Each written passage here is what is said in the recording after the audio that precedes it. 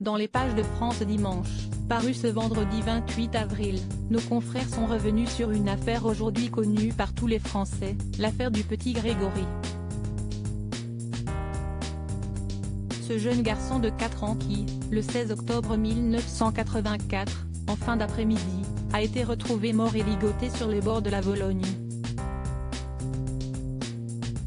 Un crime qui n'a toujours pas été résolu depuis toutes ces années mais concernant lequel un seul homme a été suspecté. Un certain Bernard Laroche qui n'est autre que le cousin du père de la victime. Pour cause, suite au premier témoignage de Muriel Boll, qui avait raconté aux enquêteurs avoir aperçu Grégory Villemain dans la voiture de Bernard Laroche le 16 octobre 1984, le contremaître a donc été considéré comme le principal suspect dans cette affaire.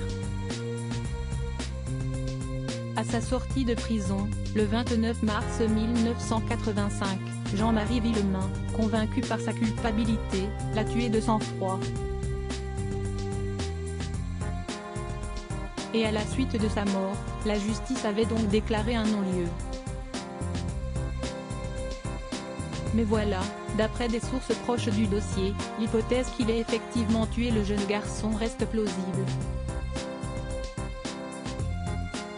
À ce jour, ni la culpabilité ni l'innocence de Bernard Laroche n'ont été formellement proclamées, ont rapporté certaines sources à France Dimanche. Mais la décision de 1993 laisse clairement entendre que, du moins d'après les magistrats instructeurs qui en sont à l'origine, la piste Laroche initialement identifiée par les premiers gendarmes chargés de l'enquête était probablement la bonne. Supérieur à lire, affaire Grégory Villemain, zoom sur l'arbre généalogique de la famille Bernard Laroche a enlevé l'enfant en janvier 2020. Maître Thierry Moser, l'un des avocats de Christine et Jean-Marie Villemain, était présent sur les ondes de RTL afin de partager quelques confidences sur cette affaire. Face à Jacques Pradel, l'homme de loi avait ainsi indiqué qu'il était convaincu que Bernard Laroche a enlevé l'enfant. Après avoir dénoncé un crime collectif, l'avocat des parents du petit Grégory avait poursuivi son propos en ajoutant que Bernard Laroche est l'un des rouages dans cette affaire judiciaire.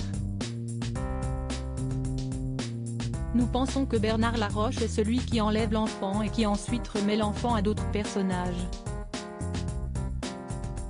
Ce sont ces personnages qui organisent la mise à mort, l'exécution de ce malheureux enfant, avait-il ajouté. Un scénario qui, malheureusement, reste difficile à vérifier. Crédit photo, Dominique Jacovide.